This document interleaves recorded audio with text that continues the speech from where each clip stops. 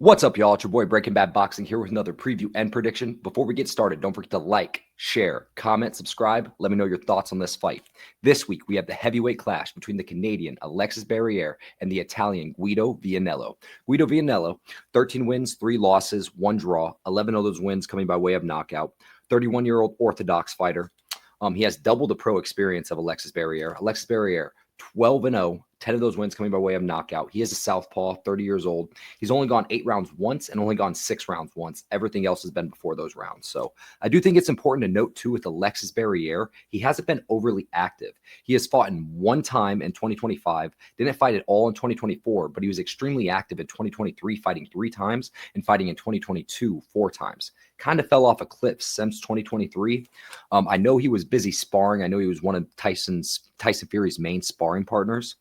I try not to read too much into things like that, quite frankly, because reading into sparring could definitely get you killed in a betting sense. So let's just jump into the tape of what I could find. There was actually quite a bit of tape on Alexis that you could find.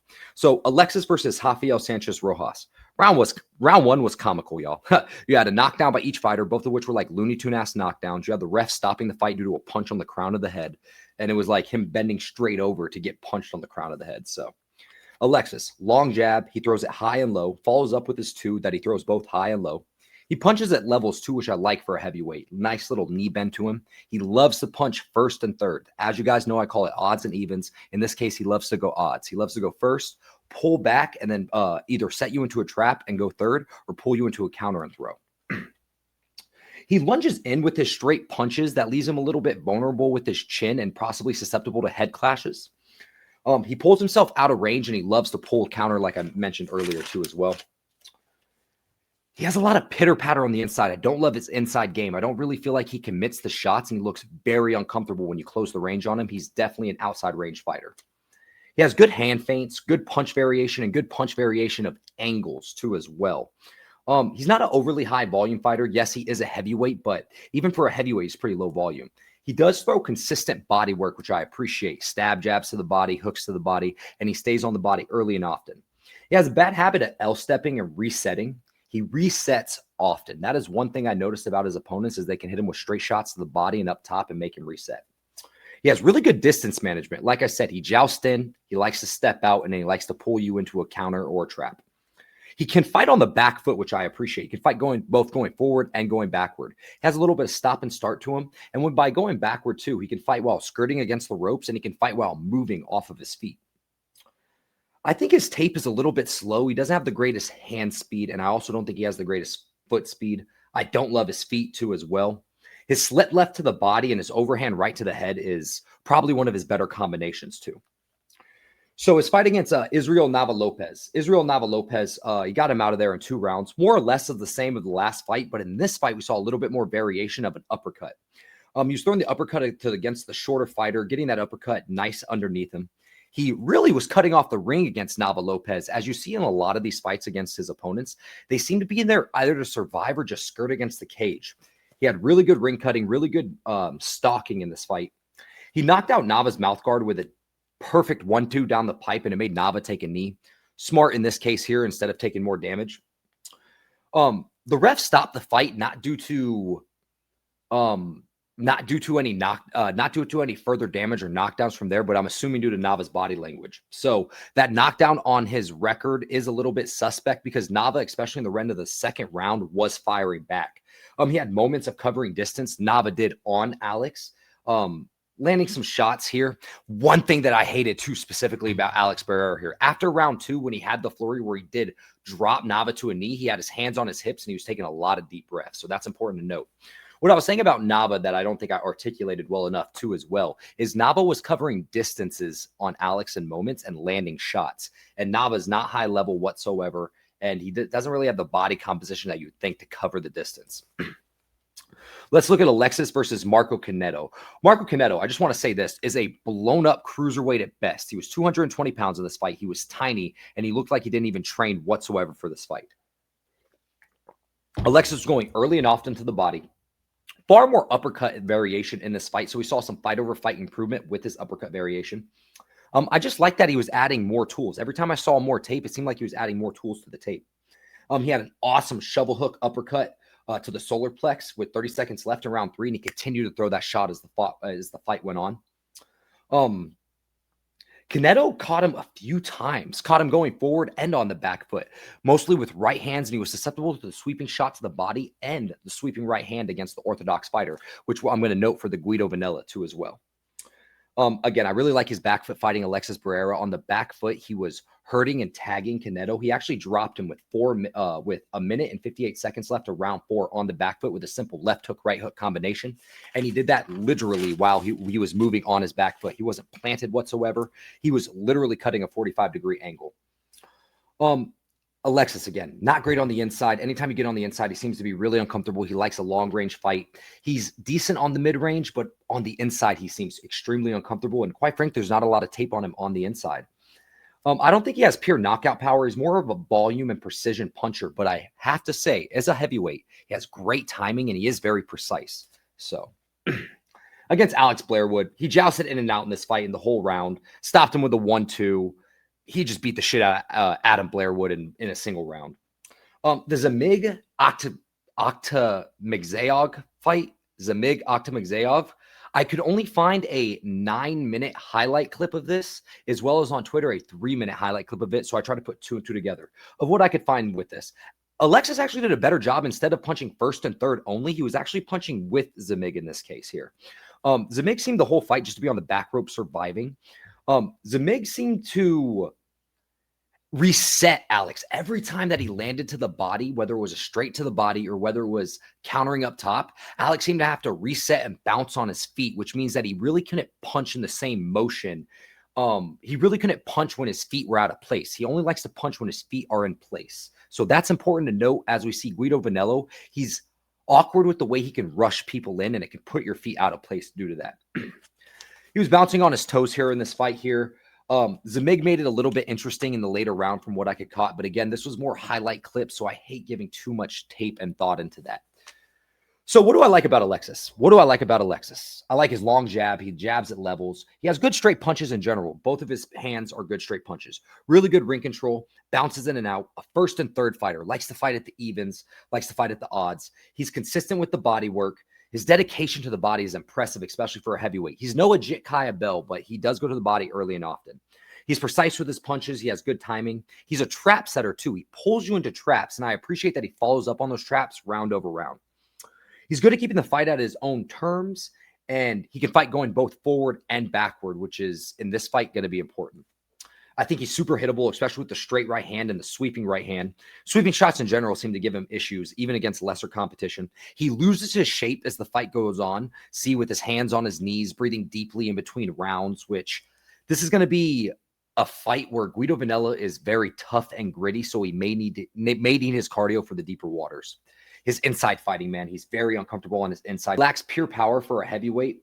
He resets far too often, and he throws the same punches and setups way too continuously. He's a very predictable fighter, very bread and butter fighter, but not in the positive sense that I usually talk about. Now let's talk about Guido Vianello. Guido Vianello versus Efe Ajagba. In the first 2 rounds versus Efe Ajagba, he was tagging Efe with the right hand. Long jab, carrying his feet with the long jab. He can lose his base with the jab as the later the fight goes on, but early and often his jab's really long and strong.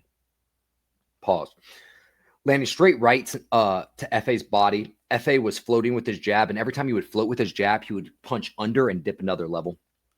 Guido has good feet. It could be due to his tennis. I also think his feet, he uses them too much, and he moves too much instead of planting and basing and throwing. So that could be more in the mix aspect. Guido's tendency to flare his elbows, leaves his guard open, leaves his chin open to counters. When he exits with his guard down. He's very defensively irresponsible.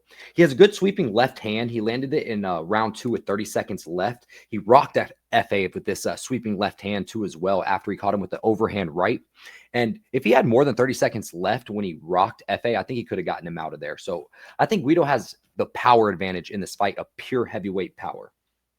I think the more as time goes on, the more Guido builds into fights. I think he's a later, stronger fighter that kind of downloads data. I think after round 3, he becomes a stronger fighter, and we're going to see that in later fight when I talk about it.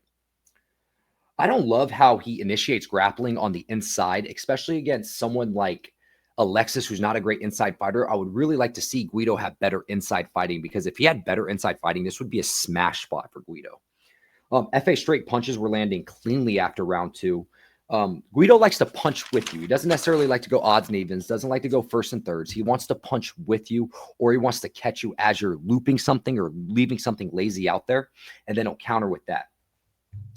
Guido doesn't have a heavy attack. This isn't going to be an overly high volume fight. But when he does attack to the body, I like when he throws the shovel uppercuts and the small variations to the body, but he really throws to the body very minimally. We even saw against Torres, I think he only threw like 18 shots to the body, something like that. We see in round 4 that 6 shovel left to the body that I'm talking about. And you also see it in round 4 with 2 minutes and 8 seconds left. And then you also see it in round 5 in 1 minute and 38 seconds to an FA. Guido can lunge over his base, which leaves him susceptible to uppercuts, but he's such a momentum fighter. In round 3 or 4, FA seemed to start swinging momentum, but after round 5 through 8, Guido really put his foot on the gas, and especially in the last 30 seconds of every single round, he really steps up his pace and volume like he knows he needs it. I love how he dips his head off to the right and pings right hands. He causes it with an overhand right variation, a straight hand variation.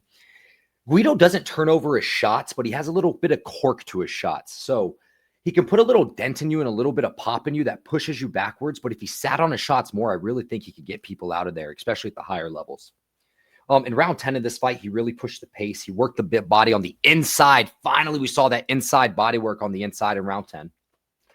Let's go talk about Vianello versus Makhmudov. Man, this fight sucked. This fight sucked. What an absolute garbage fight to tape. I feel bad for anyone that has to tape it. Thank God I have another Makhmudov versus David Allen prediction dropping here in the next few days, so I needed to tape this fight anyways. We saw some lunging uppercuts by Vianello, which I really like that he added some punch variation. I didn't like how he dropped his guard with his hands while exiting. That could have been for the fact that he didn't respect Makhmudov, especially after round 3 when he was sucking wind. He was moving in and out from the outside, sweeping right hands multiple times. I think his sweeping shots are underrated when it comes to Guido Vianello. The 1-2 that buckled Makhmudov against the ropes in round 3 at 2:15. He has a good straight right hand, and he sat on it, turned his hips through it. We saw what happened. He buckled a big guy like Makhmudov. Didn't respect him whatsoever, so he just wanted to punch with him. He started planting his feet, showing a little bit of stop and start to his game too as well. He likes to play it safe from the outside, but when he started to plant and throw, he was setting up that right hand. And then we saw after round 3, he stopped setting it up and just started throwing the right hand just purely based on, fuck it, I'm going to throw it. It was a doctor stoppage because Makhmudov's eyes looked horrible. But quite frankly, I thought Guido had enough gas to get him out of there within rounds 8, 9, or 10. So it was a performance by Vianello for the fact that he got a living punching bag out of there for what he should have done. But it didn't show me a lot of resistance. Now, for the next fight for Richard Torres, who is a southpaw heavyweight, we're going to see far more resistance here. He got a point taken for in the first round or in the first 2 rounds for clinching and initiating clinches. Again, an issue that we saw against F.A. Ajagba when it got on the inside. You notice in the F.A. fight, like how he clinched with that specifically, but he wasn't throwing anything off of it. He wasn't exiting and throwing anything off of it. He wasn't punching to the ears, making it grimy or dirty. He was just clinching. The left of the body was effective all night for Torres. He was landing on Guido Vianello all night for Torres. There was really nothing impressive about Guido for the first 3 rounds of this fight. About halfway through round 3, he started getting a little bit more success off with his jab. The rear uppercut had a bit of success when he was coming on the ropes and setting traps when Torres was coming in. Rounds 5 through 8, he started to build as the fight went on. I thought he won those rounds, actually, 5 through 8, but everything else I gave to Torres. He seemed to be cutting some 45 angles. I just didn't love his performance in this fight, man. Rounds 9 through 10, he seemed to lose his shape. He was pushing his punches. He was exhausted in the last 10 seconds of round 9. You saw his worst defensive tendencies in the last 10 seconds of round 9, where he completely drops his guards and exits in a straight line. Richard Torres clipped him with like 3 or 4 hooks. Round 10, he showed a lot of heart and desire, and he really did try to push a pace, but he just didn't have much gas left to give. So what do I like about Guido Vianello? I like his feet. He has a really strong right hand, a sneaky rear uppercut. He's durable as hell. He's gritty as toughness, has a lot of high-level experience. He goes for the gears when he needs to, especially in the last 30 seconds of rounds and in the mid rounds of fights. Rounds 3 through 8, we know Guido Vianello is going to turn up the pace and go through it. He knows how to punch with fighters. He has moments of inside slickness, but man, it's few and far in between because he loves to clinch a little bit too much, and he jabs when he chooses to get it off. What do I dislike about him? He's too willing to hang on the ropes. He's low volume. His clinching is just annoying at this point. He's very hittable against southpaws, and he exits defensively irresponsible. So this fight between Guido and Alexis, how do I see it going? This is a really tough fight to predict and call because there's a few different ways that it can go. Does Guido get his back caught against the ropes and allow Alexis to dictate the pace with long straights down the pipe? Does he allow Alexis to get off to the body early and often, as Alexis likes to go to the body, and he's consistent with such? And if that's the case, does Guido allow himself to just fight in the survival mode where he's going to lose early rounds? Then he's going to have to try to push the pace and possibly gas himself out in rounds 8 through 9. And then we have the question on Alexis' side. Does Alexis have the gears to go through all 10 rounds with a higher level fighter like Guido, who is tough as nails, who I don't think is going to get knocked out by a guy like Alexis, who's more of a volume puncher, not necessarily a power puncher? If F.A. Ajagba wasn't knocking you, and I think Richard Torres, who also has a high amount of volume and also some pop to him, wasn't knocking you, I don't necessarily think that Alexis is going to knock you either. And another thing is, the reason I'm not necessarily confident that this fight goes the distance too is we could see the issue that we don't know how good Alexis's gas tank is. And maybe Guido does the tactical strategy to initiate clinches to tire out Alexis. Now, I would feel far more, what's the word I'm looking for? Confident. I'll just say that. I'm just feel far more confident in Guido if he had better inside fighting, but I don't love the fact that he doesn't have great inside fighting. But the fact that he has such high level experience, double the pro rounds, and I think he's fought in 10 times the better of level of competition when it comes to Richard Torres, F.A. Jagba, and even Makhmudov. Makhmudov is better than anyone that Alexis has fought, in my opinion. I'm going to have to go with the guy that's had higher level experience, more pro rounds, and has been there and done that, and who I know will go through the gears in round 10, who I know will go through the gears in the later rounds, who I know will step on the gas. I'm going to take Guido Vianello at dog odds at plus 110. Am I overly confident about it? Not necessarily. I'm still going to take a unit on it because I got to put my money where my mouth is. This is a fight of the unknown, and you have to show me until you show me, right?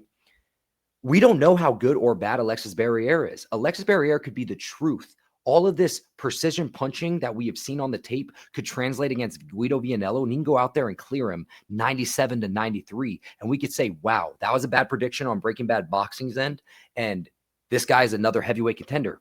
Or we could see him gas out after round 4 and Guido Vianello go through the gears and get the dub. So I'm going to put my money on the more experienced guy, on the guy that I trust his cardio and gas tank just a little bit more. I'm going to put my money on the dog money at Guido Vianello plus 110. With that being said, y'all, as always, it's love, it's peace, it's chicken grease. I'm so back, man. I can't wait to keep doing these predictions for y'all. As you guys can tell, I had to move. So I went from the first floor to the 4th floor. No more banging neighbors, and I will get my studio reset up. So I'm sorry about any audio quality. I'll see y'all next time. Later.